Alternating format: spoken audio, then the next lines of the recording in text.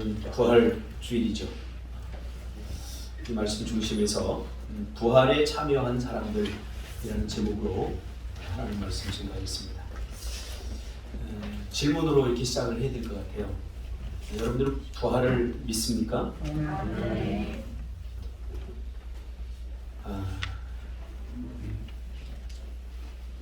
이 질문에 대한 답은 지금 여기서 우리가 말로 해야 될 답이 아니라 삶으로 해야 하는 답이며 동시에 전 인격적으로 전 생애로 해야 하는 답인 것입니다.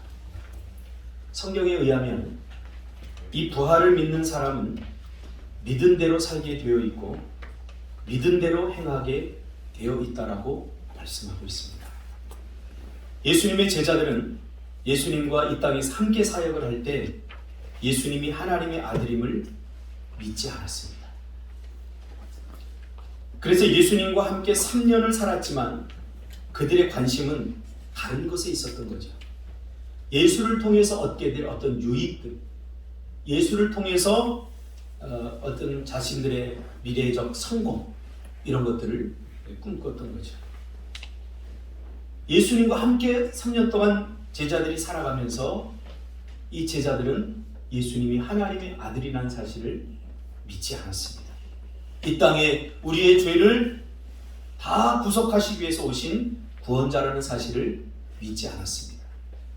그런데 예수님이 죽으시고 부활하셔서 제자들을 다시 만나게 되었을 때 비로소 예수님을 하나님의 아들로 믿게 되었던 것입니다. 그러니까 제자들의 믿음의 시발점은 바로 예수님의 부활인 것입니다. 그래서 예수님을 팔고 도망치고 부인했던 그들은 이 부활의 복음을 전하기 위해서 어떤 고난도 달게 받았고 죽음도 두려워하지 않았고 심지어 그 겁쟁이들이 톱에 켜 죽임을 당하기도 하고 거꾸로 십자가에 달려 죽기도 하고 온갖 고난과 핍박에도 굴하지 않고 세상을 향해 복음을 전하는 복음의 전사가 되어 자신들의 한 번뿐인 인생과 생명을 조금 더 귀한 것으로 여기지 않고 헌신하고 희생했던 것입니다. 한마디로 말하면 이들은 부활을 삶으로 증거한 것입니다. 말로 증거한 것이 아니라 자신들의 전 생애로, 전 인격으로 부활을 증거했던 것입니다. 어떻게 해요? 원수들을 사랑하는 것. 자신들에게 고통을 주는 사람들을 자신의 전 인격으로 끌어안음으로 부활을 증거했던 것입니다. 저들이 저렇게 하는 거 보니까 하나님이 살아있는 것마저 이렇게 증거했던 것입니다. 그들은 예수님의 부활을 삶으로 전생애로 답했던 것이죠. 심지어 부활하신 예수님을 내가 그 옆구리에 손을 넣어보기 전에는 믿지 않겠다고 말했던 도마조차도 제가 인도의 그 단기 선교를 가보니까 첸나이라고 하는 그때 당시에 도마에게 있어서 첸나이는 땅끝입니다. 인도의 첸나이. 거기에 도마 유적지가 있거든요.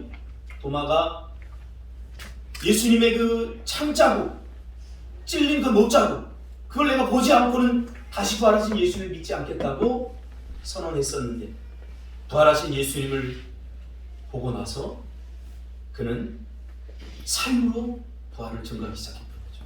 그래서 인도 첸나이까지 가서 창에 찔려 죽임을 당하기까지 했습니다. 부활에 참여하고 부활을 살았던 사람들에 대한 기사가 히브리서 11장에 기록되어 있습니다. 33절과 37절까지 기록되어 있는데요. 33절에 보니까 그들은 믿음으로 나라들을 정복하고 옳은 일을 하였으며 하나님께서 약속하신 것들을 받았고 사자의 입을 막았다 라고 말하고 있습니다. 34절에 보니까 또 큰 돌을 막아내어 칼날을 피하였으며 그들은 약한 데서 강해졌으며 전쟁터에서는 용감해져서 적들을 무찔렀다 라고 말하고 있습니다. 35절에 보니까 여자들은 죽은 가족이 다시 살아나는 것을 보았습니다. 또 어떤 이들은 죽은 후에 더 나은 삶으로 부활할 것을 생각하면서 고문을 당하고 풀려나는 것을 거절하기도 하였습니다. 라고 말했습니다. 복음을 전하다가 감옥에 잡혔어요. 온갖 고문을 당합니다. 그러나 굳이 풀려 나가려고 생각하지 않았다는 거예요. 보내줘도 나가지 않았다. 거절했다는 거예요. 무엇이 이 겁쟁이들, 무엇이 이들을 이렇게 바꿔놓았을까요? 부활을 믿습니까? 예, 믿습니다. 라고 말하지만 정작 우리의 삶은 정말 부활을 살아드리고 있는 36절에 보니까 어떤 이들은 조롱을 받으며 매를 맞았습니다. 어떤 이들은 묶인 채로 감옥에 끌려갔습니다. 37절에 보니까 그들은 돌에 맞아 죽었고 몸이 반으로 잘리기도 했으며 칼에 찔려 죽기도 하였습니다. 양과 염소 가족을 두르고 가난과 고난과 학대를 견뎌야 했습니다. 라고 말하고 있습니다. 38절에 보니까 그들에게 세상은 아무런 가치가 없었습니다. 그들은 광야와 산과 동굴과 땅굴에서 살았습니다. 라고 말하고 있습니다.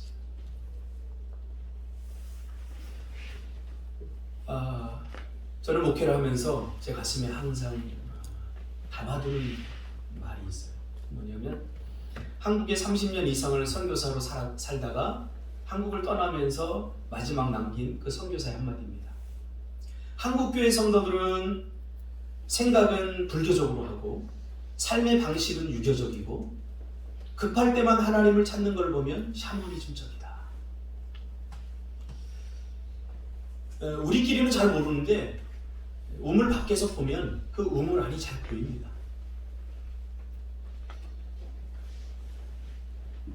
우리가 복음으로 살지 못하는 이유, 부활을 살지 못하는 이유가 뭘까? 자꾸 우리가 계속 십자가를 살펴보면서 육신의 약함으로 핑계를 댔지만 성경은 우리에게 아예부터 육의 희망이 없다고 이야기합니다. 그러니까 더 이상 육의 핑계를 대서는 안 됩니다. 우리는 자신 앞에 솔직하게 직면해야 됩니다. 우리 안에 있는 종교성. 이 종교성을 벗어버리지 않으면 참 생명의 기쁨을 맛볼 수가 없습니다. 한마디로 부활에 참여한 후 그들의 삶은 달라졌다는 거예요. 완전히. 오늘 본문 말씀은 이미 예수님이 죽고 부활하시기 전에 나사로의 죽음으로 신음에 잠겨있던 마르다와 마리아를 찾아가서 내 오라비가 다시 살아나리라고 말씀하는 장면입니다. 그러니까 예수님의 부활이 죽음과 부활이 있기 전에 이미 이 나사로의 사건을 통해서 예수님은 자신의 죽음과 부활을 미리 보여준 사건이죠. 나사로의 죽음. 나사로가 병이 들었는데 마리아와 마르다가 예수님을 불렀는데 예수님은 오지 않았어요. 올 수 있었는데 오지 않았다고 마리아와 마르다는 생각했던 거예요. 근데 왜 올 수 있었는데 오지 않았느냐? 예수님은 철저히 하나님의 때에 맞춰서 살았기 때문에 할 수 있었는데 하지 않았다고 생각하는 거예요. 올 수 있었는데 오지 않은 것은 충분히 예수님이 나사로에게 병들었을 때 올 수 있었는데 오지 않았다고 생각을 하는 거예요. 얼마나 여러분 서운하겠습니까? 능력이 없어서 못하는 게 아니라 할 수 있었는데 해주지 않은 것에 대한 서운함이 마리아와 마르다에게는 있었던 것입니다. 근데 언제 왔어요?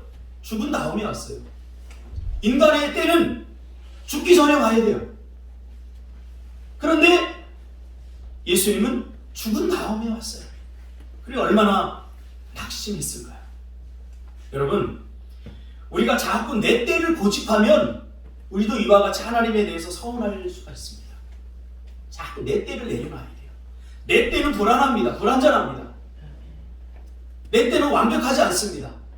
빨리 하나님의 때로 전환하시길 바랍니다. 내 때를 가지고 고집해서는 안 됩니다. 목회를 해보니까요, 그래요. 빨리 부흥시키고 싶고 빨리 뭔가 이루고 싶은 마음이 있어요. 근데 그 마음을 가지고 있을 때는 내가 힘들어요. 우리 자녀들도 마찬가지예요. 잘 안 변해요, 쟤네들. 내 때 진짜 공부하면 좋겠는데 우리 예원이가 뭐라고 그러냐면 나 1학년 때 놀 거야. 지금 6년 동안 놀았거든요. 근데 중1 들어갔는데 좀 공부했으면 좋겠는데 또 놀 거예요. 2학년 가면 또 놀 거예요. 근데 제 마음속 깊은 곳에 그래도 불안하지 않는 어떤 게 있어요. 뭐냐면 하나님의 때가 있기 때문에. 제 큰딸을 키워보니까 그렇더라고요. 큰딸을 키워보니까 정말 학원 한 번 보내지 못하고 뭐 제대로 공부를 하나. 우리가 새벽기도 하고 지쳐서 자면 지가 혼자 알아서 학교 가고 막 그랬어요. 제대로 케어를 못 해줬는데도 불구하고 지금 보니까 알아서 잘해요. 그래서 대학을 졸업하고 나서 저한테 그러는 거예요. 아빠, 나 제주도에 살아야 돼? 그래서 네 마음이야. 선택이 네가 해. 그랬더니 나 독립하고 싶어 그러더라. 할렐루야. 여러분 빨리 독립해야 돼요. 더 이상 부모 속색이지 말고 20살이 되면 빨리 독립하시길 바랍니다. 그리고 자녀들, 부모들도 그 자녀들 자꾸 애지중지하지 마세요. 그 하나님의 뜻이 아니에요. 하나님의 때가 되면 다 보내고 여러분의 인생을 엔조이 하시는 거예요. 하나님이 주신. 어떤 권사님이 그래요. 제가 부교육자 있을 때 이 큰아들에게 다 올인을 한 거예요. 밑에 자식들도 있는데 그 집은 큰아들만 사람이고 나머지는 다 그것들이었어요. 그것들. 이것들 저것들 해서 그 동생들이 그 같은 교회 권사님이고 그런데 저한테 그래요. 목사님 우리는 이것들이었어요. 우리 큰 오빠만 사람 취급 받고 학교도 공부도 다 시키고 우리들은 저것들이고 이것들이었어요. 저것들과 이것들로 사는 게 감사라고 그랬어요. 저희 집도 그랬거든요. 저희 큰 누님만 사람이었고 나머지는 다 저것들이었어요. 이것들아 저것들아. 그런데 사람처럼 대접을 한 그 큰아들이 이 권사님 꼬물한 할머니가 될 때까지 뒤치다거리를 하는 거예요. 목회를 하는데도. 그러니까 둘째 아들, 셋째 딸한테 용돈을 받아서 큰아들한테 다 도와준 거지. 큰아들이 50, 60이나 됐는데. 그래서 제가 그랬어요. 권사님한테 어느 날 구역 예배를 드리면서 권사님 적당히 좀 하세요. 저한테 서운한 이야기를 하는 거예요. 큰아들이 내가 이렇게 해줬는데 이렇게 내가 올인을 했는데 큰아들이 생일 때 선물 하나 안 주고 전화 한 통 없다는 거예요. 그래서 제가 그랬어요. 감당할 수 있을 만큼 하세요. 감당할 수 있을 만큼은 사람도 주고 감당할 수 있을 만큼 자식도 하세요. 그거 괜히 다 줘놓고 뭐 나중에 서운했느니 그러면 안 됩니다. 물론 자식 입장에서는 또 최선을 다할 필요가 있어요. 이것은 이런 관계는 거래로 이루어지는 게 아니라 성품으로 이루어지는 거예요. 내가 참 사랑을 자녀에게 정말 주면 자녀의 성품 속에서 이게 다른 데 갈 리가 없어요. 그대로 하나님의 형상이 드러나게 되어 있습니다. 오늘 본문 말씀은 이미 예수님이 죽기 전에 이야기한 사건입니다. 그러니까 늦게 왔으니까 마리아 마르다가 얼마나 서운했겠어요. 죽은 다음에 왔으니까. 그러자 24절에 마르다가 뭐라고 합니까?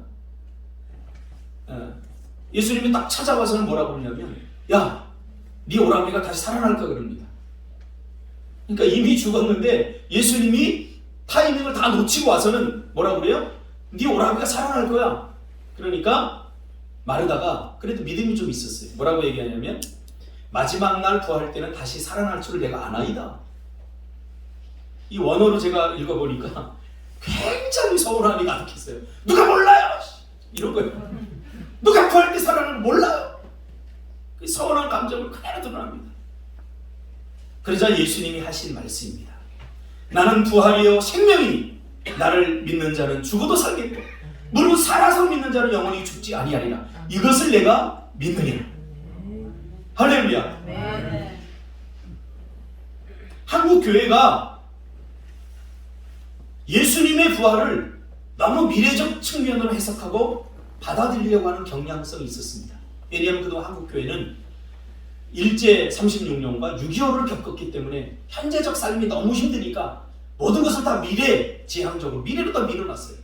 그래서 부활에 대한 이야기도 성경에 보니까 굉장히 현재적으로 표현하고 있어요. 이게 무슨 말이냐면 부활은 지금 현재의 삶에 더 큰 영향을 미친다는 사실이에요. 우리가 죽어서 예수님이 다시 재림할 때 부활하는 건 당연한 거예요. 그거는. 그 굳이 신경 안 써도 돼 거기. 그렇다면 예수님의 부활이 우리 현재적 삶에 어떤 영향을 미치느냐, 이것이 더 중요한 거예요. 그래서 현재의 부활을 설명하는 데는 매우 빈약하고 허술한 설명에 의존하고 있습니다. 저도 한국 교회 모태신앙입니다. 어릴 적부터 교회 다니면서 이 부활에 대한 이야기를 들으면, 야, 예수님이 부활하셨구나, 참 좋은 날이래, 그 이상의 어떤 감동과 감격이 없었어요. 근데 제가 신학을 하면서 이 부활에 대한 말씀들을 이렇게 연구하면서, 아하, 예수님이 부활하신 것은 우리의 현재의 삶 때문에 부활하셨구나 하는 것을 성경 여러 곳에서 이야기하고 있다는 사실을 제가 너무나 많이 발견했어요. 그래서 오늘 이 부활에 대한 말씀은 현재적 삶에 초점을 맞출 것입니다. 부활이 우리의 현재적 삶을 어떠한 영향을 미치고 있는가. 가만히 생각해보면 미래의 예수님이 다시 재림하실 때 우리가 다시 살아나는 것, 부활하는 것은 당연한 것입니다. 근데 오늘 본문에서 예수님은 뭐라고 말씀합니까? 나를 믿는 자는 죽어도 살겠고 무릇 살아서 믿는 자는 영원히 죽지 아니하리니 이것을 내가 믿느냐라고 말합니다. 이 말의, 이 문장의 시제는 현재 나를 믿는 자라는 의미입니다. 그러니까 현재 내가 예수를 믿으면 죽어도 살겠다는 거예요. 현재 네가 살아서 믿으면 영원히 죽지 않는다는 거예요. 할렐루야. 무슨 의미인지 알죠? 앞에 나를 현재 믿는 자는 지금 내 영혼이 죽은 자입니다. 내 영혼이 죽은 자. 내 영혼이 죽었던 사람은 예수를 믿음으로 다시 살아나는 거예요. 이게 부활이에요. 다시 살아나는 기쁨. 우리가 영적으로 예수를 믿는 순간 이미 우리는 부활에 동참하고 있는 거예요. 할렐루야. 그러니까 부활이라고 하는 건 미래적 시점에서 우리가 육신의 생명이 죽었다가 다시 살아나면 그때 예수님을 오실 때 부활하는 것, 이것도 맞지만 이건 미래적 차원에서 설명한 거고, 현재적 차원에서는 내가 예수를 믿음으로 새 생명을 얻어서 새롭게 된 거예요. 이미 그러므로 우리는 부활에 다 동참한 자들입니다. 그 뒤에는 설명이, 물론 지금 우리가 육신적으로 살아서 이 말이에요. 육신적으로 살아서 믿는 자는 영원히 죽지 아니하리라. 똑같은 말을 지금 약간 다른 차원에서 지금 표현하고 있는 거죠. 현재 나를 믿는 자, 지금 여기서. 그러면서 23절에 내 오라비가 다시 살아나리라고 말씀한 것이 현재적 일이 될 것임을 암시하고 있는 거죠. 그러니까 이 나사로의 사건을 통해서 부활이 예수를 믿는 그 순간 부활에 우리가 참여하게 된다는 사실을 이 사건을 통해서 우리에게 이미지화해서 보여주고 있는 거죠. 그러면서 나사로가 묻힌 무덤가를 찾아갑니다. 그리고는 돌을 옮기라고 이야기합니다. 그래서 마르다가 뭐라고 얘기합니까? 그나마 마르다가 조금 믿음이 좋았어요. 그러니까 예수님이 온다니까 마중 나갔잖아요. 마리아는 보이지도 않아요. 이미 다 미쳐버린 거예요. 예수님 그럴 수가 있어? 그리고 예수님 마주하지도 않아요. 그나마 마르다가 좀 믿음이 있다고 생각했는데 이제 무덤가에 찾아가서 예수님이 돌을 옮겨 넣으라고 하니까 어이가 없었던 거예요. 그래서 마르다가 뭐라고 합니까? 죽은 지 사흘이나 되었어요. 죽은 지 3일이나 됐는데 벌써 냄새가 나서 열면 절대 안 됩니다. 희망이 없다는 거예요. 도대체 무슨 일을 하려고 하세요, 예수님? 이미 죽은 지 3일이나 지나서 그 시체가 썩기 시작했어요. 냄새가 나기 시작했어요. 이런 반응을 보입니다. 우리하고 너무 닮았어요. 예수님이 무엇인가 일을 하려고 우리에게 요청을 해오면 우리는 이런 식으로 반응할 때가 많습니다. 이미 늦었어요. 아니에요. 그때 했어야죠. 내가 하고 싶어 할 때 그때 했어야죠. 그때 여건을 만들어 주셔야 되죠. 근데 성경을 보면 하나님이 일하시는 때와 우리가 하고 싶은 때는 달라요. 하나님은 모세를 창창할 때 쓰지 않았어요. 한 줄기 빛처럼 찬란할 때 쓰지 않았어요. 다 늙어서 80이 되어서 이제는 사회적으로는 아무 일도 할 수 없을 것 같은 그 노년에 모세를 쓰셨다는 사실이에요. 그러므로 하나님의 부르심에 우리가 할 수 있느니 없느니라고 말하는 것은 상당한 교만이 아닐 수가 없습니다. 하나님이 하라고 하시는데 내가 상황이 돼서 상황이 되지 않아서 라고 핑계를 댄다는 것은 하나님의 일에 동참하지 않겠다는 상황입니다. 그러니까 말하다가 지금 뭐라고 그래요? 아니 예수님 지금 죽어서 다 이미 끝인데 지금 뭘 하려고 그러세요? 우리는 이미 끝이라고 이미 이제 끝났다고 생각해요. 더 이상. T.S. 엘리엇이 그런 말을 했죠. 그의 시에서 인간의 끝은 하나님의 시작이다. 저는 분명히 보았어요.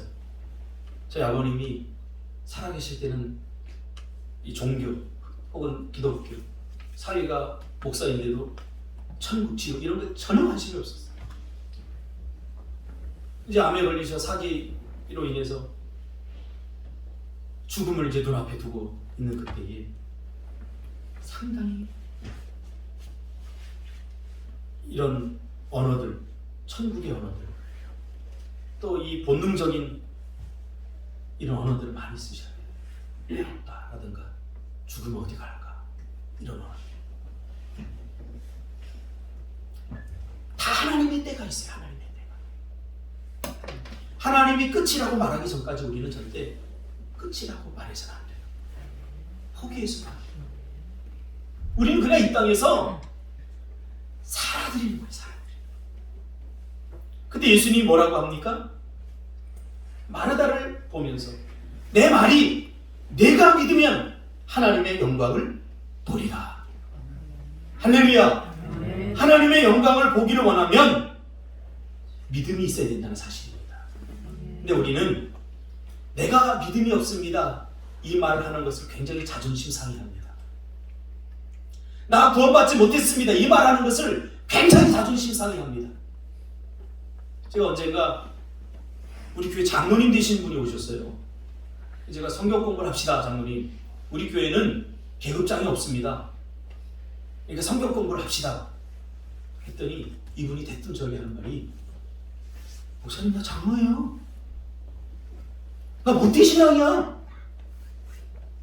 자 오학신 구원부터 다시 배웁시다.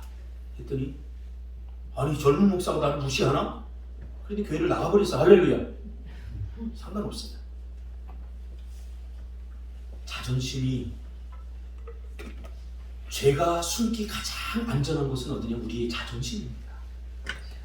어제도 우리 딸들하고 대화를 이렇게 하다가 우리 예원이가 참 자존심이 강하구나 그런 생각을 했어요. 모르면 모른다고 해야 되는데 자존감이 강한 사람들은 모르면 그럼 몰라 그래도 괜찮아요. 이 자존감이 강한 사람들이에요. 가난하면 우리 집 가난해. 상관없어요. 나 초등학교밖에 못 나왔어. 초등학교밖에 못 나왔어. 이 자존감이 강한 사람은 그거 별로 중요한 거 아니에요. 근데 자존감에 약한 사람들은 그렇게 말하면 상당히 힘들어요.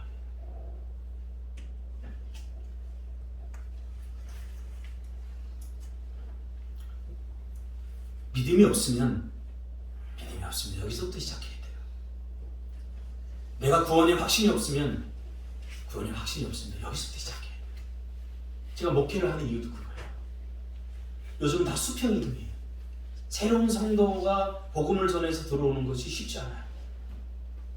그렇다면 대부분은 수평이동이라 다른 교회 다니다가 이렇게 오셨는데 사실 교회에서 상처들 많이 받습니다. 이제 다음 주부터 약 한 달 동안 이제 교회론에 대해서 할 겁니다. 이 교회가 무엇을 하는 것인지 잘 모르기 때문에 교회 상처를 받는 거예요. 성도들에게도 마찬가지고. 그러면서 예수님이 나사로야! 라고 부릅니다. 그러자 나사로가 그 시체를 배로 다 동이지 않습니까? 염을 하면서 시체로 다 동인 채로 살아서 나옵니다.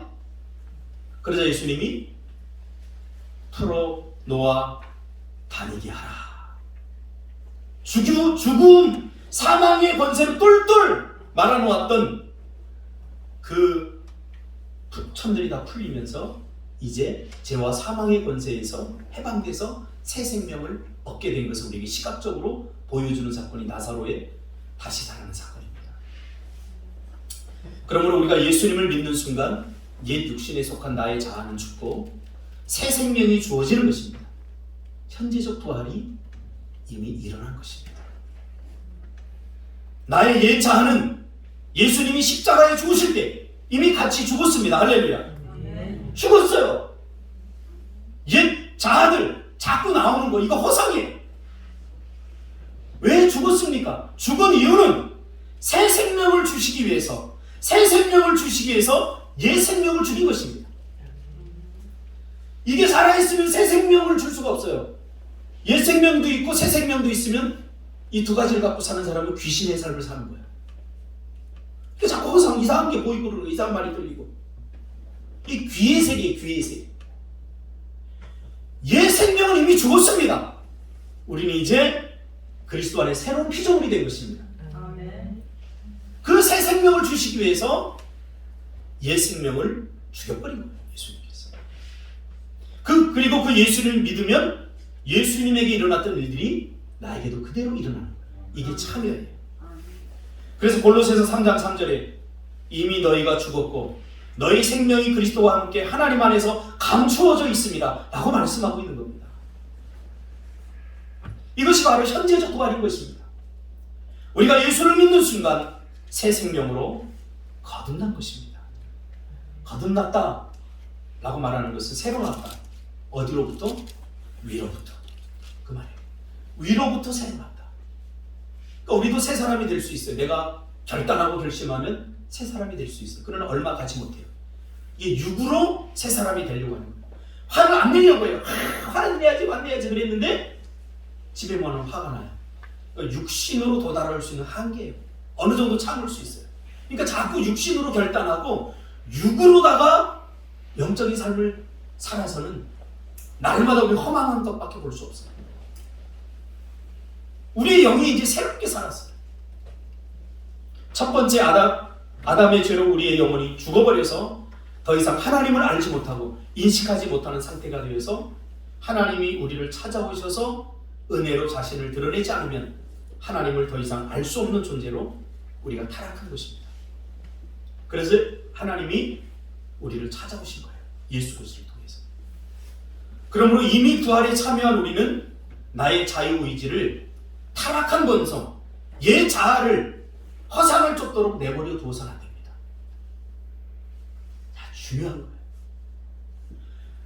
하나님께서는 우리에게 새 생명을 주셔서 우리의 자유의지까지 새롭게 하셔서 새로운 이제 자유를 우리에게 허락해 주셨어요. 우리에게는 죄를 지을 수도 있고 짓지 않을 수도 있는 자유가 우리 안에 있어요. 그러나 예수로 말미암아 새 생명을 얻은 우리는 나의 자유의지를 어디에 사용할 것인가? 이게 중요합니다.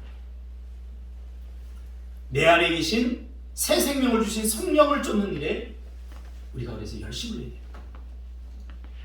그것이 부활에 참여한 자의 삶인 것이죠. 더 이상 육신이 원하는 대로 마음껏 죄짓도록 내버려 두지 말고 이러한 네 자아들, 육신의 욕망들이 내 안에서 솟아오를 때마다 그것과 피 흘리기까지 싸우는 것, 이것이 부활을 사는 거예요. 왜 싸웁니까? 내 안에 그리스도의 형상을 점점 회복하기 위해서, 더 드러내기 위해서.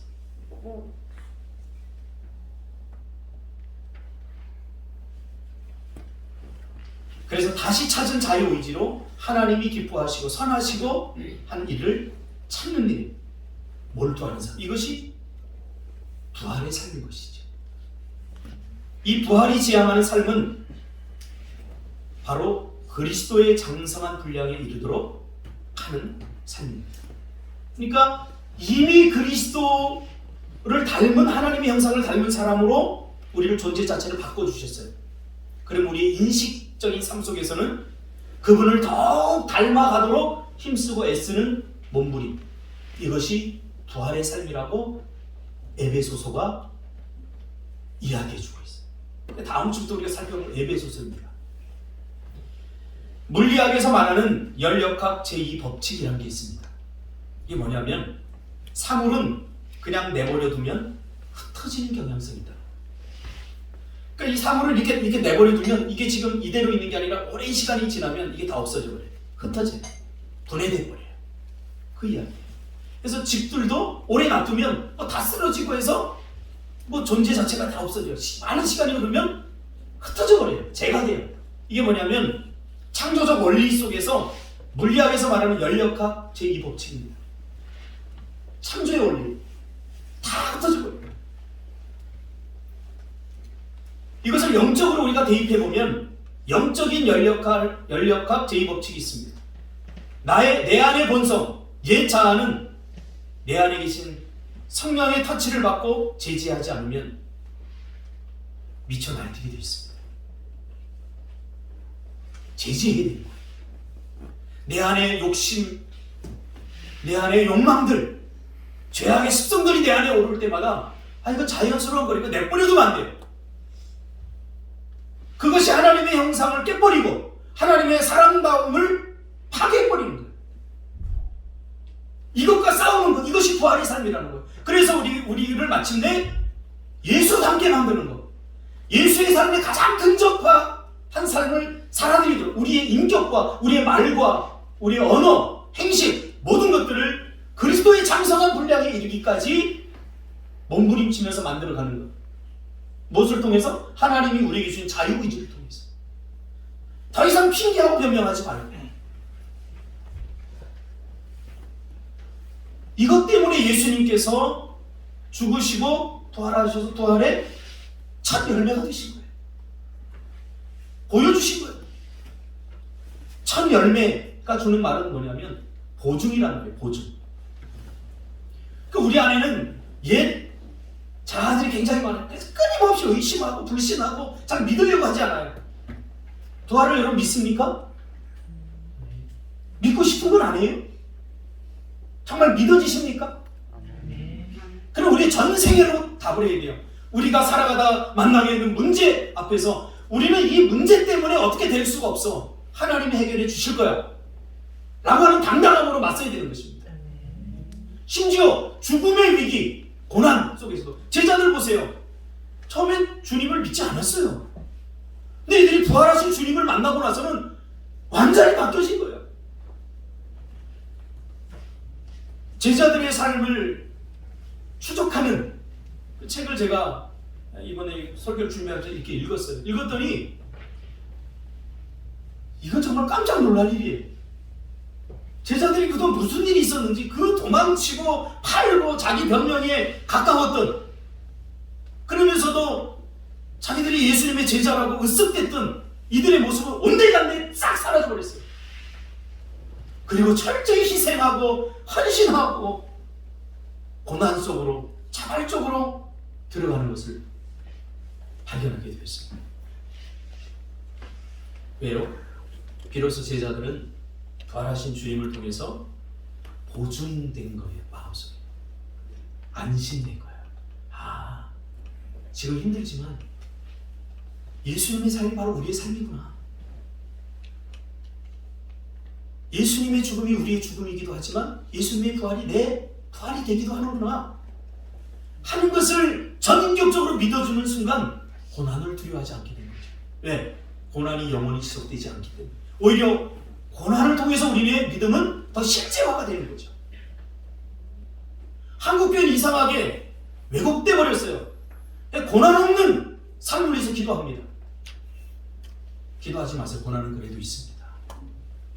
세상 사람들이 짊어지는 짐 우리도 다 짊어집니다. 중요한 것은 그 고난 속에서도 그 십자가, 무거운 십자가를 지고도 세상 사람들과 다른 표정을 지어야 돼요. 우리는 십자가를 지고도 미소를 잃어버리지 않았던 예수님처럼. 사람들이 그래요. 저한테 이렇게 작은 교회 하면 힘들지 않아요? 사례비도 못 받고 이렇게 지금 10년 년을 살았는데 어떻게 자녀 교육은 어떻게 하고 있어? 우리 장인어른이들 걱정했대. 저 그때마다 그냥 침묵해서 아무 말도 하지 않았어요. 장인어른 보기에 저 귀하게 키운 딸을 이 못난 사이한테 만나서 결혼을 시켰는데 사는 거 보니까 꼬질꼬질하고 뭐 어떨 때 보니까 지하 단칸방에 살기도 하고 얼마나 그 아버지가 마음이 아팠겠어요. 이번에도 가니까 큰딸을 손 붙잡고 미안하다 해서 그래. 근데 어느 날은 추석 때 갔는데 저희 아버지가 그러더라고. 은하네가 제일 행복해 보인다. 저희 처남 밑에 처제 잘 살아요. 대기업도 아니에요.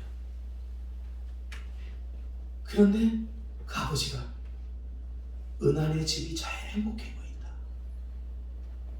됐다. 이거 흉내낼 수 없는 거잖아요. 참 감사도. 야, 내가 힘들고 어려웠지만 그래도 복음으로 살면서 그래도 미소를 잃어버리지 않고 주 안에서 내가 행복하게 사는 것을 우리 아버지는 보셨구나. 흉내낼 수 없어요. 주님 만나야 돼요. 그리고 그분 속으로 깊이 들어가야 돼요. 그리고 그분의 이게 일어났던 모든 일들이 나에게도 일어날 것이라는 확신을 가지고 우리 삶을 대해야 됩니다. 고난을 대하고 갈등을 대하고 문제를 대해야 됩니다.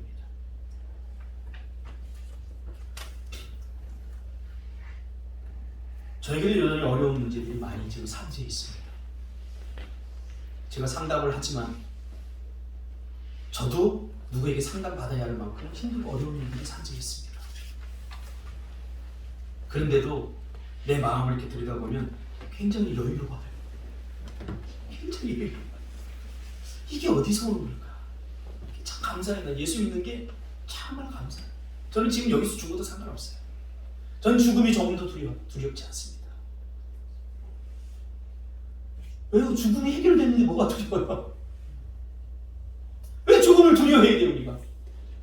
죽음이 두려운 이유는 있어요. 학자들이 연구해 보니까 우리 인류의 마음, 사람들의 마음속 깊은 곳에 존재하는 그 두려움에 대해서 연구를 했어요. 근데 이게 어디서 오는 두려움인가 봤더니 전부 다 죽음에서 오는 두려움이라는 거예요. 근데 계속 더 연구를 해봤더니 단순히 죽음에 대한 두려움이라기보다는 죽은 이후의 세상에 대한 두려움이라는 거예요.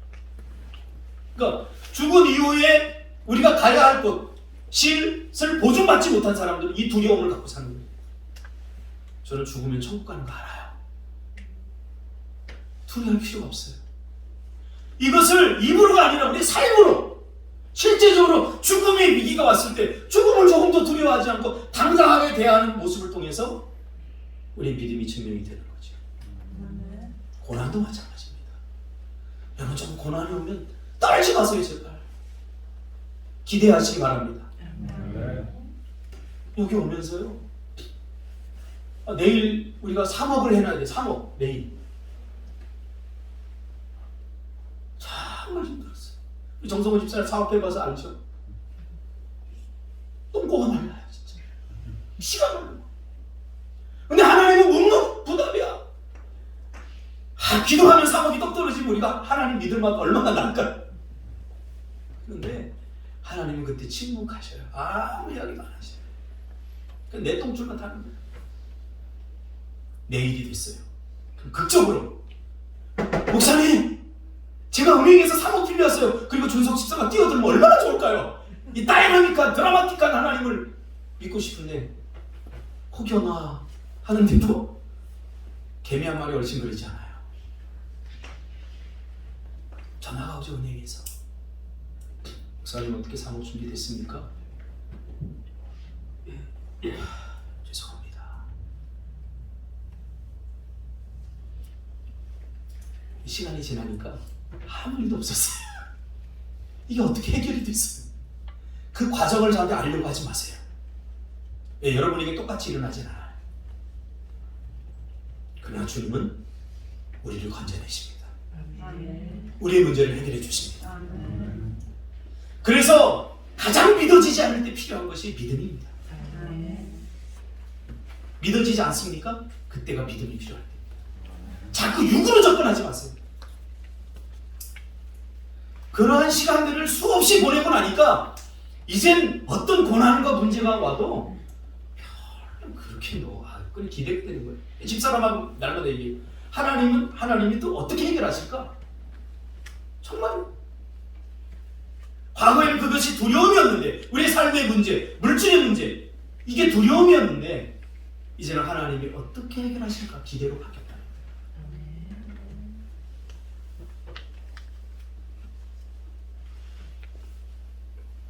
에베소서 4장 13절 15절, 이번에 제가 이 말씀을 준비하면서 너무 은혜 받은 말씀입니다. 유진 피터슨의 메시지 성경으로 제가 이해를 좀 빨리 하기 위해서 우리 젊은 친구들이기 때문에 읽어드릴게요. 하나님은 우리가 충분히 자라서 모든 면에서 그리스도처럼 온전한 진리를 알고 사랑으로 그 진리를 말하기를 바라십니다. 우리는 하나님 안에서 건강하게 자라고 사랑 안에서 강해질 것입니다.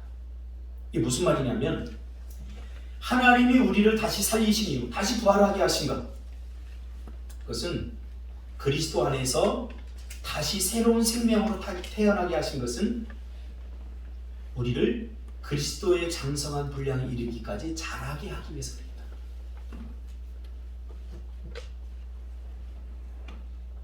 부활 이후에 우리는 어떻게 살아야 되냐? 나는 답을 에베소서에 주고 있습니다. 부활 이후에 우리는 부활을 어떻게 살아가야 되냐? 자라가라. 그리스도의 장성한 분량에 이르기까지 자라가는 삶, 이것이 부활의 지향이요, 부활을 살아가는 삶인 것입니다. 그러므로 부활을 현재적 시점에서 몰아야 됩니다. 나는 이미 부활했고, 이미 부활한 나는 어떻게 살아야 되느냐? 그리스도를 더 닮도록 내 인격과 내 언어와 내 삶과 내 습관과 내 모든 전인격이 그리스도를 닮도록 그 장성한 분량에 이르기까지 그리스도를 지향하면서 사는 거예요. 내 말에서 예수의 향기가 나야 되고, 내 행위에서 예수의 행동이 드러나야 되는 거예요. 그것이 부활을 사는 거예요. 지금 이렇게 얘기하니까 논리가 약간 점프돼서 무슨 말을 하는지 잘 모를지 모르겠지만, 다음 주도 이 에베소서를 하면 에베소서는 교회론이거든요. 왜 교회를 주어줘요? 교회에 그렇게 가서 상처받고 싸우고 욕하고 그러라고 교회 생활하라고 하는 거 아니에요. 부활을 산다는 것은 이렇게 정의할 수 있습니다. 그러므로 하나님 안에서 건강하게 자라는 것. 여러분, 그리스도 안에서 건강합니까? 오늘날 사회적 문제, 기독교의 문제가 어디서 발생합니까? 하나님 안에서 건강하게 자라지 못하기 때문에 생깁니다. 그러니까 상식적으로 생각할 때, 이럴 때 우리가 마스크 속에 이렇게 잘해서 예배드리는 거 맞아요. 괜히 뭐 믿음이 있다고 마스크 다 벗고 하나님이 지켜준다. 이건 굉장히 잘못된 생각이에요. 하나님 안에서 건강해지지 않은 거예요. 자기가 만든 신을 믿는 거예요.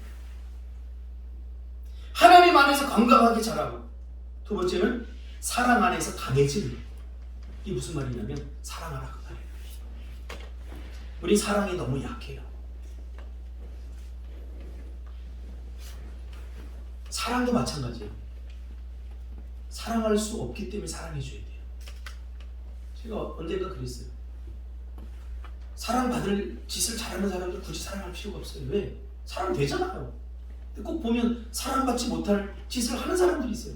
그 사람에게는 더 많은 사랑이 필요한 거예요.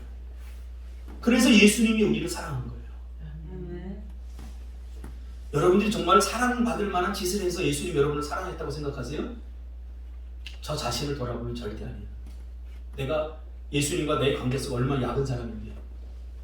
하나님, 이번 일 해결해 주세요. 그럼 내가 새벽기도 나갈게요. 그리고 안 나간 적이 얼마나 많은데 내가. 하나님, 내가 얼마나 많이 이용했는데요.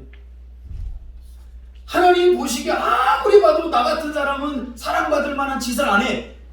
그래서 하나님이 나를 사랑해 주시는 거예요. 저와 여러분. 제가 어떤 사랑받을 짓을 안 하는 어떤 사람을 사랑해서 항의까지 받아본 사람이에요. 제가 어떤 청년이 찾아왔어요. 목사님, 왜 쟤는 사랑받지 못할 짓을 하고 얄미운 만나는데 왜 쟤만 편해 하세요? 우리는 사랑 안 해주고. 제가 그 청년들한테 얘기했어요. 얘들아, 너희들은 어디를 가도 사랑받을 만한 짓을 다 하잖아. 얼마나 사랑스러워. 내가 보던 너 사랑스러워. 근데 쟤는 너희들이 알다시피 좀 못났어. 어디 가도 자기밖에 생각을 못해. 그래, 나라도 사랑해줘야지. 누가 사랑해주겠냐. 이게 예수님의 사랑이에요. 이게 사랑 안에서 강해지는 거예요. 사랑받을 짓을 하는 사람을 사랑하는 것은 이방 사람들도 합니다. 세상 사람들도 해요. 그러나 우리의 사랑은 여기에 머무르면 부활을 사는 것은 아닙니다. 부활을 사는 것은 사랑할 수 없는 사람까지라도 사랑할 수 없기 때문에, 아무리 뜯어봐도 사랑받을 만한 짓 요만큼도 안 하기 때문에 그를 사랑해야 됩니다. 그리스도 안에서 자라가는, 성숙해가는 삶이란 부활을 지향하는 삶입니다. 더 많지만 시간이 많이 지났기 때문에 다 알아들으셨죠? 못 알아들었으면 더 하고요. 30분. 알아들으셨죠? 자, 그러면 이 삶이, 이 성숙한, 그리스도의 장성한 분량에 이르기까지 자라는 성숙한 삶이 어디서 빚어지나? 이게 중요한 거예요. 이게 교회에서, 공동체 안에서 빚어지는 거예요. 그러니까 무교회주의자들은 성경을 부인하는 거예요. 제가 이 코로나19 때문에 예배를 드릴까 말까 하다가 계속 고민하다가 그래도 드리게 된 것은 바로 이 안에서, 이 공동체 안에서 그리스도의 장성한 분량에 이르는 삶이 빚어지기 때문에 예배를 포기할 수 없었던 거예요.